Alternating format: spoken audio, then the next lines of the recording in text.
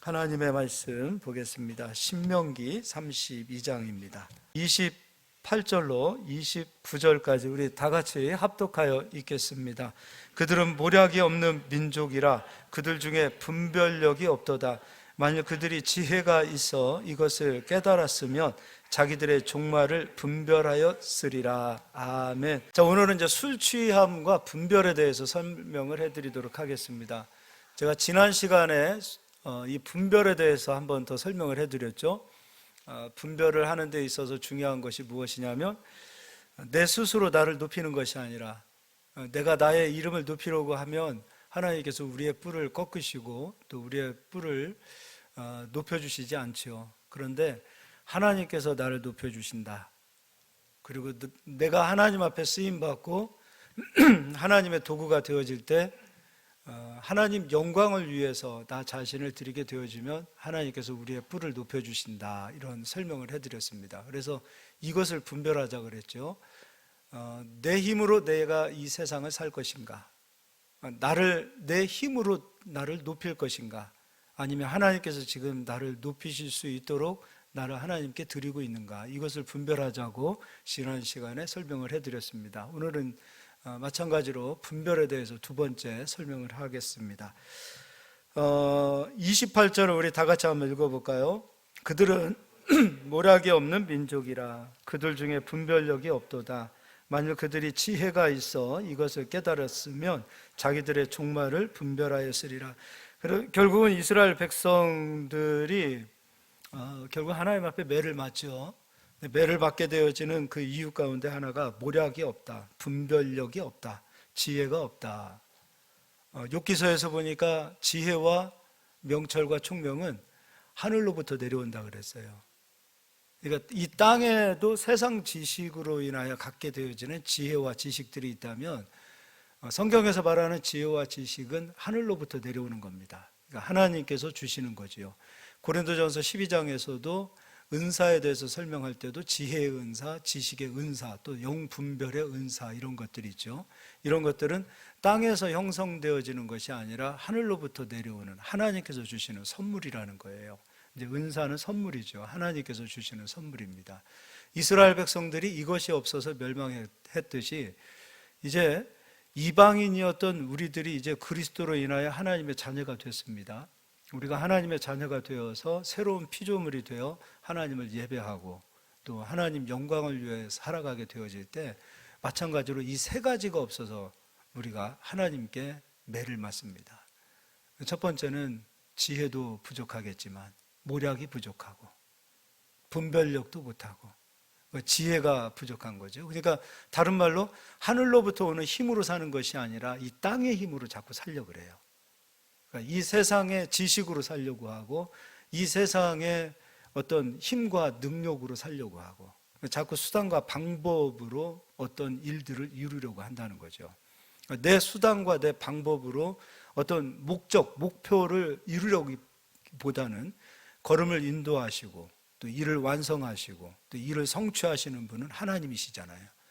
그분께 나의 인생을 맡기고 그분이 나를 도우실 수 있도록 나의 걸음을 인도하실 수 있도록 그분께서 아버지께서 나를 세워주시기를 우리는 소망해야 되겠죠. 그래서 우리는 위로부터 오는 힘을 기다리고 그 힘을 받을 수 있어야 합니다. 이제 오늘은 이제 분별에 대해서 또 설명을 해드릴 텐데 제목 자체가 술 취함과 분별이에요. 술 취하면 분별하는 것과 어떤 관계가 있는가, 이런 것들을 설명하겠습니다. 로마서 12장 이제 뒤로 넘겨서 보겠습니다. 로마서 12장 1절 2절 제가 읽어드리겠습니다. 그러므로 형제들아 내가 하나님의 모든 자비하심으로 너희를 권하노니 너희 몸을 하나님이 기뻐하시는 거룩한 산 제물로 드리라. 이는 너희가 드릴 영적 예배니라. 그러니까 영적 예배에 있어서 중요한 것은 영적인 것을 생각하니까 육신, 이 몸 자체를 굉장히 굉장히 낮은 수준으로 생각하시는 경우들이 있습니다. 영적인 거니까 막 영안이 열리고 신비적인 것을 보고 이런 것들로만 생각하는데 그것은 굉장히 위험한 신앙이죠. 사입이 들일수록 영과 육을 자꾸 분리합니다. 그래서 육을 아주 굉장히 수준 낮은 수준으로 생각하고 악한 것으로 생각하고 죄악으로만 생각하는 거죠. 그리고 영적인 것만 신령한 것으로 생각하는 것으로 보는 경우가 있어요. 그렇지 않아요. 신앙은 균형입니다. 영과 육이 균형이 잡힐 수 있어야 돼요. 그러니까 우리는 이 몸으로 하나님께 영광을 돌리는 거예요. 우리의 육신이 하나님 영광을 위해서 쓰임받을 수 있어야 돼요. 교회도 마찬가지죠. 육신으로 하나님 섬기는 게 대부분입니다. 마음만 하나님께 드리면 되죠. 그렇지 않습니다. 몸이 하나님께 나와서 하나님의 성전을 이 몸이 섬기는 거예요. 영과 혼과 육이 다 하나님을 섬기는 것이라는 것이죠. 그래서 육신은 악한 것이니까 육신을 멸하고 육신을 자꾸 죽이려고 하고 그런 것이 아니라 이 영성이라는 것은 영과 육이 두 개 다 건강해야 돼요. 건강함이라는 것은 한쪽으로만 치우쳐서는 안 돼요. 또 어떤 사람은 육신으로만 사는 사람들이 있어요. 그것도 안 되겠죠. 그러니까 영과 육이 함께 주님을 섬기는 저희들이 될 수 있어야 합니다. 그런데 예수님께서는 이런 말씀하셨어요. 십자가의 독 가운데는 예수가 채찍에 맞음으로 너희가 나음을 입었도다 라는 말씀이 있어요. 영혼만 우리에게 구원을 주신 것이 아니라 이 땅 살아가는 동안에 육신도 예수로 인하여 우리가 구원을 받은 거예요. 우리는 이 생명이 다하는 날까지 이 몸으로 주님을 섬기고 가는 거죠. 그래서 우리는 육을 함부로 해서는 안 돼요. 이 육신을 귀하게 여길 수 있어야 돼요. 영혼만큼. 그래서 영과 육이 균형을 입을 수 있도록 이렇게 저희들은 좀 균형을 좀 잡았으면 좋겠고요. 또 2절은 너희는 이 세대를 본받지 말고 오직 마음을 새롭게 함으로 변화를 받아. 중요한 것은 이 세대를 본받지 말합니다. 다른 말로 이 세상을 본받지 말고 이 세상을 추구하고자 하는 이 세상의 것들을 본받지 말고 마음을 새롭게 함으로 변화를 받아 하나님의 선하시고 기뻐하시고 온전하신 뜻이 무엇인지 분별하도록 하라. 여기서 마찬가지로 분별하랍니다. 이 세상에서 가장 아름다운 일이 뭘까요? 이 세상에서 가장 아름다운 것은 우리가 무엇이라고 생각하십니까? 많은 분들이 아름다운 것, 그리고 아름다운 일, 그리고 가장 선한 일, 이런 것들을 생각을 할 때 우리가 각자의 가지고 있는 생각들이 있을 거라고 생각합니다. 그런데 성경은 그렇게 말하고 있습니다. 이 세상에서 가장 아름답고 가장 선한 것은 하나님을 예배하는 겁니다. 믿으십니까? 네. 성경에도 있죠. 한번 찾아보겠습니다. 시편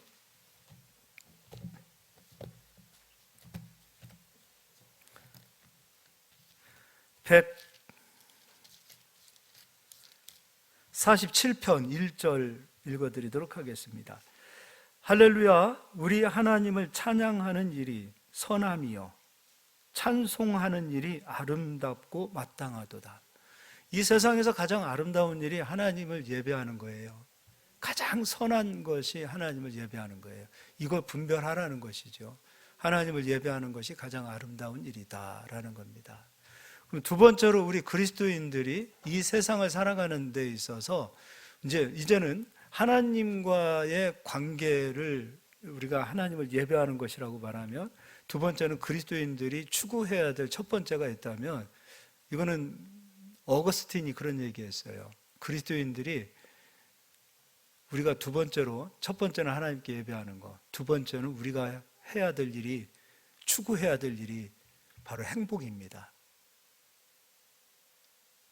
성교하는 일도 있고 수많은 어떤 사역을 하는 일들도 있어요. 근데 두 번째는 행복이에요. 우리가 그리스도로 인하여 행복한지를 한번 생각해 보셔야 돼요. 그렇지 않으면 우리는 지금 영적인 이 예배가 어딘지 모르게 지금 균형을 잃어가고 있어요. 주님을 섬기는 일이 행복한가 생각해 보세요. 찬양하는 일이 행복한가? 그리고 나의 가정에 행복이 있는가? 그리고 내가 지금 하고 있는 이 일들 가운데 행복이 있는가? 내가 소망하고 내가 바라보는 그 모든 일들이 어떤 소망하는 일만 이렇게 바라봐도 행복한지, 그런 것들을 한번 생각해 보세요. 그리스도로 인하여 행복한 사람인지. 근데 우리가 추구해야 될 이 행복은 세상에서 말하는 육적인 그런 행복, 쾌락의 행복이 아니에요. 이 두 번째 행복은 말씀의 행복이에요. 그러니까 하나님의 말씀이 천지를 창조하셨어요. 그리고 이 말씀이 천지를 다스립니다. 그래서 이 말씀이 우리 안에 생명으로 임재하는 것으로 인하여 말씀이 깨달아지고 믿어지고 말씀을 내가 따라가게 되어질 때 그 말씀으로부터 오는 행복이 우리 안에 있는지, 이것을 좀 살펴보자는 거예요. 그래서 이런 것들이 우리 안에 무너지고 있다. 내가 예수를 섬기고 예수를 믿는 일로 인하여 행복하지 못하다, 공허하다라고 말하고 있다면 지금 나는 어딘지 모르게 건강하지 못한 예배자로 살아가고 있는 거예요. 그리스도인들은 이 행복은 억지로 만들어내는 행복이 아니에요. 오늘부터 내가 행복해야지 해서 만들어지는 거 아니에요. 이 행복은 그리스도께서 주시는 행복이고, 내가 그리스도와 정말 아름다운 관계를 잘 맺고 있다면 그분을 우리가 온전히 알면 알수록 그 행복은 누구도 빼앗아갈 수 없어요. 예수님께서도 우리에게 오셔서 내가 너에게 평안을 주노라. 그때의 그 평안은 그리스도의 행복이 함께하는 그 평안이에요. 그래서 누구도 빼앗아갈 수 없는 이 행복이 우리 안에 넘칠 수 있기를 예수의 이름으로 축복합니다. 자, 이제 에베소서 5장을 가서 보겠습니다. 에베소서 5장 16절부터 읽어드리겠습니다. 세월을 아끼라. 때가 악하니라. 시간을 좀 아끼라는 거죠. 때가 악하니라. 그러므로 어리석은 자가 되지 말고 오직 주의 뜻이 무엇인가 이해하라. 여기서도 로마서 12장 1절 2절의 말씀처럼 주님의 선하신 뜻이 무엇인지 분별하라라고 했듯이 주의 뜻이 무엇인가 이해하라. 그리고 18절 술 취하지 말라. 다른 말로 술에 취하면 세월을 낭비하는 자가 된다. 그리고 주님의 뜻을 이해하지 못하는 자가 된다. 술 취하지 말라. 이는 방탕한 것이니 오직 성령으로 충만함을 받으라. 이제 우리가 그런 얘기 하잖아요. 술 먹으면 죄입니까? 술 먹으면 지옥 갑니까? 그런 수준의 얘기는 부끄럽지 않아요? 참 정말 하나님 앞에 그런 말 한다는 것 자체가 부끄러운 거예요. 가끔가다 성경 공부하면은 꼭 그런 얘기 하시는 분이 있어요. 술 먹으면 죄입니까? 성경에 술 먹지 말라는 말이 어디 있습니까? 그냥 드시고 싶으면 드십시오. 주님을 그런 식으로 농락하지 마시고 그런 식으로 주님을 농락하지 말자고요. 여기서 말하는 그 술 취함이라는 것은 육적인 술만을 말하지 않아요. 성경에서 말하는 이 술 취함이라는 것은 무엇인지 우리가 한번 좀 찾아보도록 하겠습니다. 레위기서를 보겠습니다. 레위기서 10장입니다.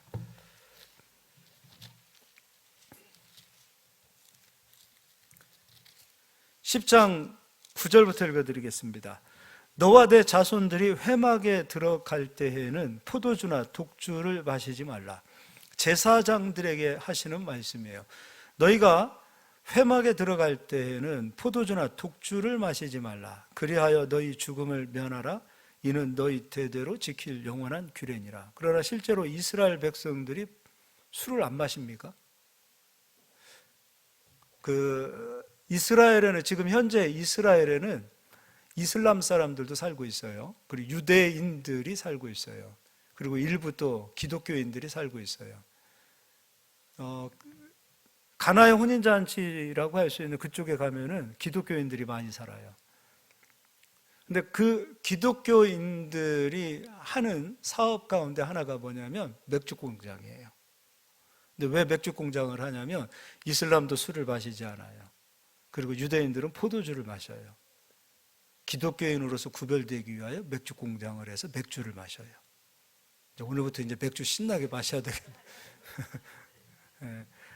그러니까 술 얘기하고 그 정도 수준이라는 거지. 이건 초등학교 수준도 아니에요. 그런 얘기 하는 것 자체가. 우리는 양심이 있어요. 그리스도의 양심으로 마실 수도 있고 그리스도의 양심으로 절제할 수도 있는 거예요. 우리의 자유가 누군가를 실족하게 하는 그런 자유라면 바울이 얘기했어요. 난 술 안 마신다고. 마실 수 있는 자유 있죠. 근데 이 술 마시는 이 일로 인하여 누군가가 실족하고 마음이 상한다면 난 절제하겠다. 내가 고기 먹는 것으로 인하여 누군가가 실족하고 상처를 받는다면 나 고기 절제하겠다. 이게 바울이 가진 믿음의 수준 아닙니까? 마실 수도 있고 마시지 않을 수도 있어요. 먹든지 마시든지 다 우리는 그리스도의 영광을 위해서 하는 겁니다. 여기 술을 먹지 말라 했던 이유가 있어요. 10절에 그리하여야 너희가 거룩하고 속된 것을 분별하며, 다른 말로 포도주나 독주를 마시게 되어지면 거룩한 것, 속된 것을 분별하지 못한다. 거룩하고 속된 것을 분별하고 부정하고 정한 것을 분별하랍니다. 그러니까 제사장이 해야 될 일은 무엇이냐면 분별하는 거예요. 이것이 거룩한 것인지 이것이 거룩하지 않은 것인지, 이것이 그리스도에게 속한 것인지 이것이 그리스도에게 속하지 않은 것인지, 이것이 하나님 기뻐하시는 것인지 하나님이 기뻐하지 않으시는 것인지, 그거 분별하는 거예요. 이거 분별할 수 있어야죠. 이게 이단인지 이게 이단이 아닌지, 이게 사입인지 이게 정통인지, 그런 것들도 분별할 수 있어야 되겠죠. 이게 복음 안에 있는 것인지 복음 밖에 있는 것인지, 말씀을 말하고 예수를 말하고 있는데 복음 밖에서 있는 예수를 말하고 복음 밖에 있는 말씀을 말하는 경우도 있다는 것이죠. 이것을 분별하는 거예요. 우리 예수 믿는 사람들이 이거 분별할 수 있어야 돼요. 목사님만 분별하는 게 아니에요. 성도님도 분별할 수 있어야 돼요. 우리 성도님들이 술에 취한 상태가 되어지면 강단에서 하는 말씀 다 그런가 보다 하고 고개 끄덕일 거예요. 그거는 우리가 술 취한 상태예요. 저에게는 복음에서 떠난 얘기지 저에게는 복음이 아니지, 이렇게 명확하게 분별할 수 있어야 된다는 거예요. 제가 대학교 다닐 때 같이 공부하는 우리 그 친구가 이제 그 전도사로 섬기는 교회예요. 근데 이제 수요 예배 때 같이 그 교회에 예배를 참석하게 됐어요. 교회는 크지가 않아요. 근데 그 교회 담임 목사님은 초등학교 교장 선생님을 은퇴하시고 목사 안수를 받고 개척하신 분이에요. 돈도 많으시고 학적인 지식이 굉장히 훌륭하시고 또 아는 것도 굉장히 많으세요. 근데 수요 예배 때 20분의 설교를 하는데, 설교를 듣다가 그분의 설교를 나쁘다 좋다 이렇게 평가하기보다는 제가 멘붕이 온 적이 있어요. 시편 말씀 한 구절을 딱 읽으셨는데 그때 그 말씀이 여호와는 나의 반석이니, 그런 말씀이었어요. 근데 20분 동안 돌 얘기만 듣다 왔어요. 제주도에 가면 하루방, 수석, 돌은 단단합니다. 그리고 돌은 돌 얘기만 했어요. 그래서 그때 이제 멘붕이 오고 충격을 받았어요. 분명히 강단에서 설교를 하셨지만 이게 나쁘다 좋다를 떠나서 저는 그때 그 시간을 내서 수요 예배에 참석한 거예요. 근데 그 한 시간의 예배는 오고 가는 시간까지 포함하면 한 3, 4시간 되는 거 아니에요. 근데 그 모든 시간 동안에 돌 얘기만 듣고 간 거예요. 야, 저렇게 하면 안 되겠구나. 그래서 사실 굉장히 충격을 받았어요. 그럴 수 있지 않을까요? 우리가 정말 여호와는 나의 반석이니 돌 얘기하는 거 아니죠. 우리 하나님이 그럼 예수님이 짱돌입니다, 그렇게 하면 안 되잖아요. 아니잖아요. 그거는 그 표현이 반석이라는 그 표현을 했다 하더라도 왜 그렇게 됐을까에 대한 설명은 없고 그냥 돌 얘기만 하다 끝났어요. 그때부터 정신 차려야 되겠구나. 그것이 그때 저에게 하나의 교훈이 되었던, 어떤 면에서 보면 참 감사한 내용이었다고 생각해요. 근데 그런 생각도 해봤어요. 저분은 차라리 교장 선생님으로 은퇴하고 명예롭게 그냥 섬기는 교회에도 있었을 거 아니에요. 그 교회 평신도로 계속 섬겼으면 더 훌륭했을 텐데, 하나님 앞에 뭔가 빚진 마음이 있어서 목사 안수를 받았는지는 모르겠지만 차라리 오히려 그것이 그분에게 명예롭지 못한 그런 일이 아니었을까 참 안타깝더라고요. 성도님들도 분별을 할 수 있어야 돼요. 우리 성도님들이 포도주와 독주에 취하게 되면 강단에서 말하는 메시지들이 그냥 그런가 보다 하고, 웃기면 웃고 슬프면 같이 울고, 그래서 마음에 뭔가 위로가 되면 은혜 받았다 그러고, 그렇게 하고 돌아가면 안 돼요. 예수를 얻어서 가야 되고 예수가 나와 함께 한다라는 그 은혜를 붙들고 갈 수 있어야 돼요. 명확하게 우리는 분별할 수 있어야 돼요. 전하는 자도 듣는 자도 우리는 다 분별할 수 있는 자들이 될 수 있어야 돼요. 우리가 분별하지 못하면 이단들이 힘을 얻어요. 우리가 분별하지 못하면 사이비들이 힘을 얻어요. 우리가 분별하지 못하면 교회는 점점 힘을 잃어버리고 무당들이 힘을 얻게 되어져요. 사이비, 이 세속적인 무속적인 그런 신앙들이 더 힘을 얻게 되어져요. 그래서 그리스도인들은 분별하고 깨어 있어야 돼요. 할렐루야.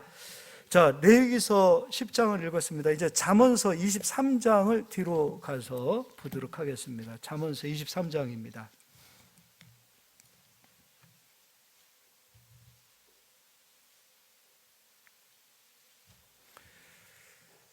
육적인 술도 너무 좋아하시면 안 돼요. 육적인 술도. 술에 인이 박히시면 안 됩니다. 잠언서 23장 20절입니다. 술을 즐겨하는 자들과 고기를 탐하는 자들과도 더불어 사귀지 말라라고 되어 있습니다. 술 취하고 음식을 탐하는 자는 가난하여질 것이요. 이거는 뭐 육적인 술, 영적인 술 두 가지 다 포함이 되는 거예요. 술에 취하고 음식을 탐하는 자는 어떻게 된다고요? 가난해진대요. 여러분, 가난을 사모하진 않으시죠? 정신만 바짝 차리고 있어도 가난하진 않다라고 얘기하고 있어요.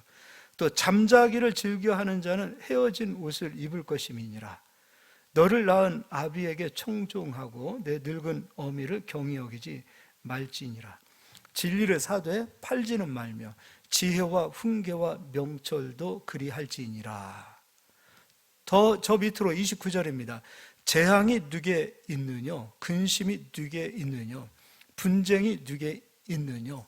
원망이 누게 있느뇨? 까닭없는 상처가 누게 있느뇨? 붉은 눈이 누게 있느뇨? 재앙이, 근심이, 분쟁이, 원망과 상처와 붉은 눈이 누구에게 있는가? 바로 30절, 술에 잠긴 자에게 있다라고 되어 있어요. 술에 취하고 술에 빠져나오지 못하는 자에게 재앙이 있다 이렇게 얘기하고 있어요. 술에 잠긴 자에게 있고 혼합한 술을 구하러 다니는 자에게 있느니라. 혼합한 술이 나옵니다. 혼합한 술을 구하러 다니는 자에게 재앙이 있다. 근심이 있다. 분쟁이 있다. 원망과 상처와 붉은 눈이 있다라고 되어 있어요. 자, 이 술은 결과적으로 무엇을 가져오는가? 재앙을 가져와요. 근데 그 뒤에는 31절, 포도주는 붉고 잔에서 번쩍이며 순하게 내려가나니 너는 그것을 보지도 말지어다. 그것이 마침내 무엇같이 물어요? 뱀같이 물 것이요 독사같이 쏠 것이며. 이 술의 이 나쁜 점이 바로 이거예요. 술로 인하여 재앙이 찾아와요. 근심이 찾아와요. 그 술은 독사처럼 우리를 물어요. 이게 술이라는 거예요. 그럼 여기서 말하는 이 혼합한 술이라는 것은 무엇인가를 섞은 거죠. 혼합한 술. 혼합한 술을 구하러 다니는 자에게 재앙이 있다 이렇게 되어 있습니다. 혼합한 술이라는 것은 이사야 29장을 가서 보겠습니다.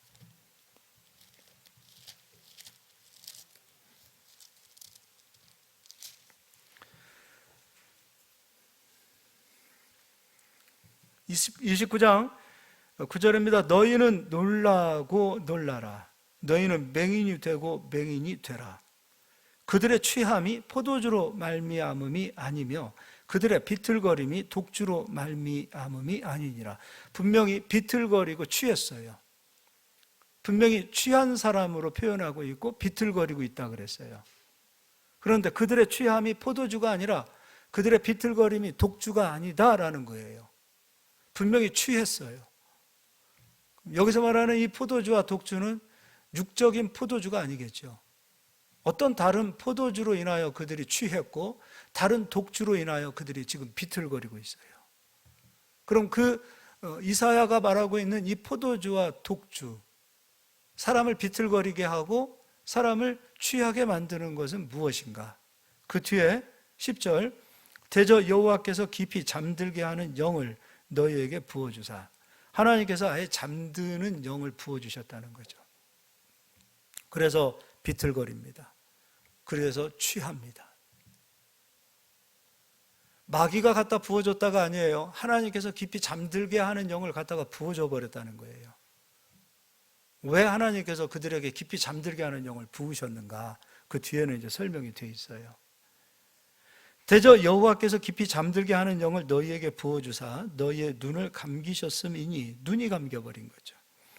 그가 선지자들과 너희의 지도자인 선견자들을 덮으셨음이니라. 그러니까 말씀을 가르치는 선지자들, 선견자들도 깊이 잠들게 하는 영이 왔다라는 거예요. 그래서 11절, 그러므로 모든 계시가 너희에게는 봉안책의 말처럼 되었으니, 하나님의 말씀이 봉안책이 되었어요. 여러분, 성경을 읽어도 나는 성경이 도무지 무슨 뜻인지 모르겠습니다라고 얘기하는 것은 어떤 면에서 보면 깊이 잠들게 하는 영이 와 있는 거예요. 그럼 어떻게 해야 되겠습니까? 깨워야 되겠죠. 정신 바짝 차려야 되겠죠. 세월이 악하다 그랬어요. 때가 악하다 그랬어요. 그래서 세월을 아끼라 그랬어요. 술 취하지 마라 그랬어요. 이는 방탕한 것이라 그랬어요. 정신 차리는 자리로 나올 수 있어야 되겠죠. 성경을 모르는 것을 마치 자랑하는 것처럼 생각하시는 경우가 있어요. 그리고 성경이 어렵다라는 말 자체를 우리가 한번 생각해 보자고요. 이 성경은 물론 사람을 통하여 하나님께서 기록하게 하셨지만 성경의 저자는 성령님이십니다. 그런데 그 성령님은 예수 그리스도를 영접하고 그리스도가 나로 인하여 십자가에서 죽어주셨고 나의 구주가 되셨습니다라고 고백하는 자들에게 하나님께서 약속으로 보내주신 하나님의 성령이 우리에게 오신 겁니다. 우린 다 성령을 받은 자들이에요. 근데 성경을 기록하신 성령이 우리 안에 와 계심에도 불구하고 우리가 성경이 어렵다라고 말하는 것은 스스로 성경의 저자이신 성령이 오지 않았다라고 인정하는 거 아닙니까? 스토리 같은 부분은 스토리고 재밌는 이야기니까 읽으면 재밌지만 그렇지 않은 구절들 같은 경우 레위기라든지 출애굽기의 성막이라든지 이런 얘기가 나오면 성경이 어렵다라고 덮어버린다면 여기서 말하고 있는 우리도 깊이 잠드는 영이 우리에게 부어진 거예요. 봉안책이 된 거 아닙니까? 다른 말로 술 취한 자가 되는 거예요. 포도주와 독주로 비틀거리고 취한 상태의 성도들이 될 수 있다는 거죠. 성경이 어렵다. 이거 심각한 거예요. 그리스도인들에게는 성경이 어렵다라는 말을 해서는 안 돼요. 그럼 목사님, 성경이 쉽습니까? 라고 얘기하면 쉽다라고 표현하긴 그랬지만 성경은 절대 어렵지 않습니다. 성경은 글을 아는 사람이라면 누구든지, 그리스도를 믿고 성령을 받은 사람이라면 누구든지 성경을 알 수 있도록, 이게 영어로 쓰인 것도 아니고 히브리어로 쓰인 것도 아니고 우리말로 다 번역되어져 있는 이 글, 성령을 받은 자라면 누구나 알게 돼 있어요. 맞죠? 맞잖아요. 근데 우리가 성경이 자꾸 어렵다라는 얘기는 한 번만 생각해 보자고요. 깊이 잠들게 하는 영이 이미 우리에게 왔다는 거예요. 그럼 술은 어떻게 해야 될 거예요? 깨어야 되겠죠. 정신 차려야 되겠죠. 그리고 포도주와 독주를 더 이상 이제 마시지 말아야 되겠죠. 그 뒤에 11절입니다. 그러므로 모든 계시가 너희에게 봉안책의 말처럼 되었으니 그것을 글 아는 자에게 주며 이르기를 그대에게 청하노니 이를 읽으라 하면 그가 대답하기를 그것이 봉해졌으니 나는 못 읽겠노라 할 것이요 또 그 책을 글 모르는 자에게 주며 이르기를 그대에게 청하노니 이를 읽으라 하면 그가 대답하기를 나는 그를 모른다 할 것이니라. 그 뒤에 이제 설명이 되어 있습니다. 13절 주께서 이르시되 이 백성이 입술로는 나를 가까이 하면, 입술로는 하나님 하고 하나님을 부르지만 입술로는 나를 공경하나 그들의 마음은 내게서 멀리 떠났나니 그들이 나를 경외함은 무엇으로 가르침을 받았어요? 사람의 계명으로 가르침을 받았어요. 이 글은 사람의 계명이 아니에요. 사람의 계명과는 언제나 부딪히게 되어 있어요. 땅의 지식이 아니에요. 하늘의 지식이 성경이에요. 그러니까 불경처럼 사람들이 땅의 지식을 종교로 만들어낸 글이 아니에요. 이 글은 하늘의 언어란 말이에요. 무에서 하나님께서 말씀으로 천지를 창조하셨다. 이게 어떻게 땅의 글로, 땅의 지식으로 이것을 어떻게 해석하겠습니까? 사람의 생각으로 하나님이 천지를 창조하셨습니다. 이걸 어떻게 사람의 지식으로 이해할 수 있겠습니까? 그러니까 창조론을 이해하지 못하는 거예요. 우연히 사람이 만들어졌다, 진화되어졌다. 이건 땅의 언어예요. 근데 하나님께서는 하나님의 형상으로 하나님께서 빚으셔서, 흙으로 빚으시고 그 코에 생기를 불어넣으셔서 사람을 만드셨다라고 성경은 말하고 있어요. 하늘의 언어예요. 물은 절대로 갈라지지 않아요. 물은 쌓이지 않아요. 그런데 하늘에서는 하나님의 지식과 하나님의 능력으로는 다 가능한 일이에요. 홍해바다를 가르셨어요. 요단강을 쌓이게 하셨어요. 이게 사람의 언어가 아니라 하늘의 지식과 하늘의 능력이 이 글에 기록되어진 거예요. 언제나 사람의 지식과 충돌되어지게 돼 있어요. 감기 걸리면 사람의 지식은 감기약을 먹어야 돼요. 그런데 성경은 어떻게 말하고 있는가? 예수가 채찍에 맞음으로 너희가 나음을 얻었도다라고 말하고 있어요. 아니, 감기 걸렸는데 어떻게 예수님의 이름을 부른다고 감기가 낫습니까? 이것은 사람의 생각이에요. 하늘의 언어는 달라요. 하늘의 언어는 예수가 채찍에 맞음으로 너희가 나음을 입었도다 말씀하고 있어요. 그 이름을 부를 때 누구든지 구원을 얻는다고 말하고 있어요. 구원은 영적인 구원뿐만 아니라 육적인 구원을 함께 말하고 있어요. 그런데 기독교가 우리나라만 해도 처음 들어왔을 때는 지금처럼 학문이 이렇게 높지 않았어요. 박사가 어디 있습니까? 신학 박사가 어디 있습니까? 지금처럼 이런 학문의 세계가 없었어요. 정말 국민들의 한 1%, 2%만 글을 알았을까요? 그때는 예수님 믿는 것이 어떤 의미에서 보면 참 순수하게 믿었던 저희들이 아니었나 싶어요. 세월이 흘렀어요. 우리의 학문적 수준도 굉장히 높아졌어요. 우리가 학문적 수준이 높아지면 높아질수록 성경은 자꾸 밀어나게 돼요. 이해가 안 되는 거예요. 물리학, 과학, 수학, 수없이 의학, 철학, 심리학. 요즘은 교회에서 할 일이 없어졌어요. 사람의 마음이 아프면 예전에는 그리스도께 와서 바닥에 엎드려서 하나님께 구했는데 요즘은 다 상담으로 가고 심리학으로 가요. 어렸을 때 어떤 상처가 있습니까? 그렇게 시작을 해요. 우리는 근본적으로 죄인입니다. 이렇게 시작을 안 해요. 당신이 그렇게 된 것은 당신의 부모들 때문에, 환경 때문에, 세상 때문에 당신이 그렇게 상처를 받고 그런 행동을 하게 되고 그렇게 아픕니다. 이렇게 얘기하고 있어요. 자꾸 하나님의 영역이 좁혀지는 거예요. 하나님이 할 일이 없어요. 사람이 어지간하면 모든 일을 다 할 수 있는 그런 세상이 되어버렸어요. 그러니까 하나님은 주일날 교회에 와서 우리에게 예배나 받으시는 분으로 이제 전략이 됐어요. 밖에 우리가 세상에 나가서 하나님과 함께하고 하나님이 우리를 위해서 싸워주시고 하나님이 우리를 위해서 역사해 주시는 하나님은 잘 인정하지 않아요. 왜냐하면 이제 우리 힘으로 살아도 돼요. 예전에는 배고팠을 때 하나님 앞에 구하고 하나님 이 굶주림에서 벗어나게 해주세요. 근데 요즘은 직장만 다니면 차 한 대 굴리고 어지간하면 먹고 살 수가 있어요. 배부르니까 구할 생각도 안 해요.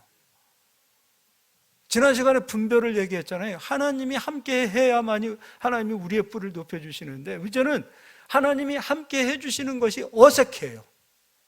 우리 힘으로 살아가도 충분해요. 더 나아가서 이제 사람의 지식이 충만해지다 보니까 말씀과 사람의 지식을 혼합해서 우리가 배우고 말씀과 지식을 혼합해서 우리가 마음에 담게 되어져 있어요. 그러다 보니까 우리가 자꾸 술에 취하는 거예요. 그리스도는 감춰지는 거예요. 그리스도는 감춰지는 것이 아니라 그리스도는 자꾸 숨어요. 이제 혼합한 술, 혼합한 지식을 자꾸 마시게 되어지고 그것을 담게 되어지면 그리스도는 숨어요. 이게 그리스도예요. 그리스도인은 인격의 하나님이세요. 우리 예수님은 인격의 하나님이세요. 우리가 예수를 구하고 찾고 경외하고 예수님을 소망할 때 예수님이 우리에게 나타나 주시는 것이지, 예수님은 놓고 세상 지식으로 살려고 할 때 그리스도는 할 일이 없는 거예요. 우리를 통해서 할 일이 없는 거예요. 너희가 입술로는 나를 공경하지 그러나 마음은 내게서 멀잖아. 너희가 나를 경외하는 것은 사람의 계명으로 나를 경외하고 있잖아. 말씀과 사람의 계명이 어떻게 일치할 수 있습니까? 절대로 일치할 수 없지요. 일치가 될 수가 없어요. 세상의 지식은 진화론 아닙니까? 의학이 얼마나 발달되었습니까? 제가 아는 선배가 병원을 차렸는데 그분이 그런 얘기를 하더라고요. 이제는 사람이 수술하는 그것보다도 AI 로봇가 수술하는 것이 더 정확하다는 거예요. 그런 세상에 우리가 살고 있어요. 그런 세상입니다. 우리는 십자가의 도를 미련하게 봐서는 안 돼요. 십자가의 도가 멸망하는 자들에게는 미련하게 보이지만 구원을 얻는 우리에게는 하나님의 능력이라고 했어요.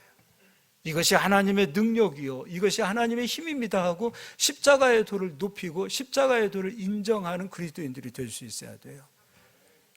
사람의 계명, 사람의 지식으로 그리스도를 섬기려고 하지 마시고 나를 좀 내려놓으세요. 내가 가지고 있는 학문 세계가 높으면 높을수록 그거 내려놓을 수 있어야 될 거 아닙니까? 저도 박사 공부했는데 별거 없어요. 아무리 이 세상 학문이 뛰어난다 하더라도 성경만큼 뛰어난 게 어디 있습니까? 우리는 성경 앞에서 겸손해야 되고 성경 앞에서 마음을 낮춰야 되고 성경을 가장 높이 세울 수 있는 자들이 되셔야 합니다. 이게 예수 믿는 자 아닙니까? 할렐루야. 이제 마태복음 16장을 가서 보겠습니다.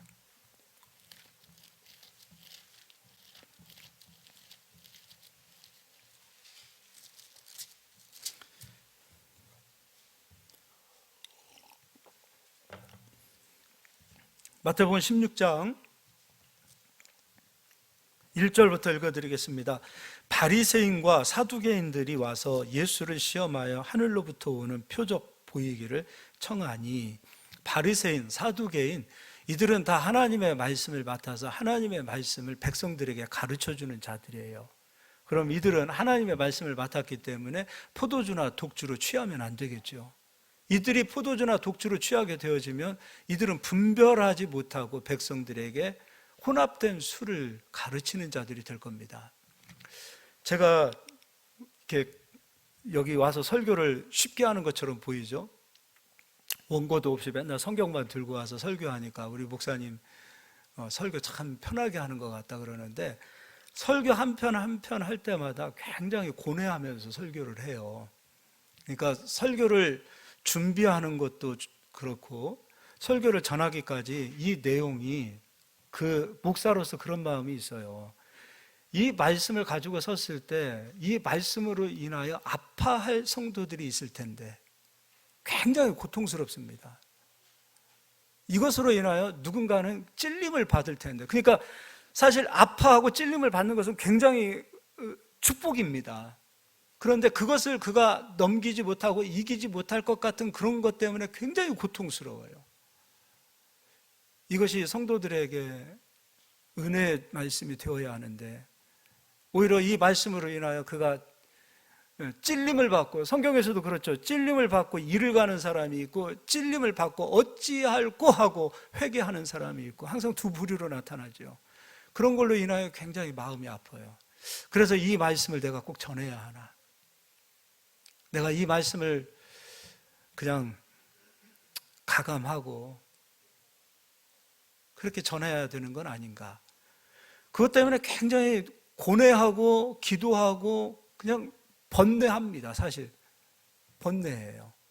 그런데 또 제 마음을 아프게 하는 게 한 가지가 있어요. 저도 목사라 어쩔 수가 없어요. 내가 사람의 눈치를 보고 전하면 나는 그리스도의 종이 아니지. 그리스도의 말씀을 가감없이 듣든지 아니 듣든지 전해야 되지. 근데 이 강단에 서서 말씀을 전하다 보면 성도들의 얼굴이 보이고 또 끝나서 하나님은 영적인 하나님이시지만 실질적으로 사람들과 또 대해야 된단 말이에요. 성도님들과의 인간적인 관계를 또 유지해야 된단 말이에요. 그러니까 하나님과 사람 사이에 가운데에 끼어서 굉장히 번뇌하고 고뇌할 수밖에 없는 그런 시간들을 보낸다는 거예요. 그렇지 않을까요? 그런데도 불구하고 하나님의 종이기 때문에 하나님 편에 서서 성도님들이 은혜를 받는다, 그것은 두 번째예요. 예전에는 성도님들에게 은혜를 주는 설교가 잘하는 설교라고 생각을 했는데 지금은 그렇지가 않다는 것을 깨달았어요. 그래, 성도님들은 은혜를 받는 것이 중요한 것이 아니라 내가 지금 전하는 이 말씀이 하나님 들었을 때 하나님이 오케이 사인하시는, 그래 내 마음에 합하다, 그것이 첫 번째더라고요. 그러면 말씀이 변질되지 않더라고요. 그런데 하나님보다도 사람을 바라보게 되고 사람 편에서 이 메시지를 준비하게 되어지다 보면 시간이 지나면 메시지가 변질되어져요. 혼합된 수를 찾게 되어지게 돼 있어요. 그래도 끝까지 이 말씀이 변질되지 않기 위해서는 이 말씀의 설교를 준비하고서도 또 설교하고 내려갔을 때에도 하나님 들으셨을 때 이 말씀이 하나님 편에서 합당하게 하나님께서 오케이, 그래 잘했어, 내 편에서 말씀 잘 전했어 라고 하나님께 인정을 받는 설교를 하는 것, 그것이 변질되지 않는 말씀을 전하는 것이라는 것이죠. 이것은 저의 경우입니다. 우리 성도님들의 경우는 어떨까요? 말씀을 들었을 때는 아멘 하고 듣고 나가십니다. 그러나 실질적인 세상을 향하여 세상에서 이 말씀을 가지고 살아갈 때 수없이 많이 부딪힐 거라고 생각해요. 말씀은 분명히 이것인데 실질적으로 이를 결정하고 어떤 판단이 있었을 때는 사람적 생각과 사람적 경험과 사람적 수단과 방법을 사용하려고 할 때가 한두 번이 아닐 거라고 생각합니다. 굉장히 말씀에 부딪힌 적이 많을 거라고 생각합니다. 그러나 그때에 여러분은 분별하시기를 바랍니다. 무엇을 분별하시는가? 하나님 편에서는 결정을 하실 수 있기를 바랍니다. 그럼 하나님 도우십니다. 그때 하나님 뿔을 높여주시는 거예요. 물맷돌을 가지고 가서 골리앗을 어떻게 무너뜨릴 수 있겠습니까? 그러나 그것은 하나님의 방법이에요. 하나님께서 그러한 다윗의 뿔을 높여주셨습니다. 내 방법을 가지고 나갔을 때는 하나님의 도우심이 오지 않아요. 하나님을 의지하고 하나님 편에 서서 하나님이 기뻐하시는 그 결정만 하게 되어진다면 우리는 분별을 할 수 있는 자가 되어지고, 그리고 그 순간 술에서 확 깨는 자가 되어져요. 그 순간에 영적인 신선한 무엇인가가 장막과 같이 이렇게 그 그늘막처럼 막혀 있었던 그 모든 것들이 하나님 편에서 결정만 하면 확 열리게 되어지는 역사가 나타나요. 우리는 그런 은혜를 누릴 수 있기를 예수의 이름으로 축원합니다. 또 계속해서 좀 읽어드리겠습니다. 3절입니다. 아침에 하늘이 붓고 흐리면 오늘은 날이 굳겠다 하나니 너희가 날씨는 분별할 줄 알면서 시대의 표적은 분별할 수 없느냐. 4절 악하고 음란한 세대가 표적을 구하나 요나의 표적밖에는 보여줄 표적이 없느니라 하시고 그들을 떠나 가시니라. 6절입니다. 예수께서 이르시되 삼가 바리새인과 사두개인들의 누룩을 주의하라 하시니, 바리새인들과 사두개인들의 누룩을 주의하라고 하셨어요. 그 제자들이 이게 도대체 무슨 말인가? 그래서 11절 어찌 내 말한 것이 떡의 관함이 아닌 줄을 깨닫지 못하느냐. 오직 바리새인과 사두개인들의 누룩을 주의하라 하시니 그제서야 제자들이 떡의 누룩이 아니요 바리새인과 사두개인들의 교훈을 삼가라고 말씀하신 줄을 깨달으니라. 백성들은 분별하지 못했어요. 바리새인들의 말이 너무도 훌륭했습니다. 사두개인들의 그 교훈이 너무도 훌륭했습니다. 그러나 말씀에서 벗어난 교훈들이었어요. 이들이야말로 포도주와 독주로 취한 상태가 되어지고 그 포도주와 독주로 인하여 혼합한 술을 마신 자가 되어져서 혼합한 술을 또 백성에게 전해주는 자가 되었던 거지요. 말씀이 아닌 다른 것을 섞어서는 안 되겠죠. 오직 말씀, 오직 복음, 오직 그리스도. 우리가 종교개혁이라는 건 다른 거 아니잖아요. 돌아가는 겁니다. 아드폰테스요, 본질로 돌아가는 거예요. 본질은 뭐예요? 오직 복음 아닙니까? 오직 말씀 아닙니까? 오직 그리스도 아닙니까? 오직 말씀, 오직 성서, 오직 복음으로 돌아가는 거예요. 자꾸 다른 것을 섞지 않기를 바라요. 기도할 때도 누룩을 섞지 않고요, 말할 때도 누룩을 섞지 않고요, 특별히 하나님의 말씀에 다른 누룩을 섞지 않기를 바랍니다. 생활을 할 때도요, 자꾸 포도주와 독주를 섞지 마세요. 순결하게 나가실 수 있기를 바랍니다. 그러면 하나님이 반드시 도우시고 역사하실 줄 믿습니다. 옆 사람 한번 인사하겠습니다. 분별합시다. 기도하겠습니다.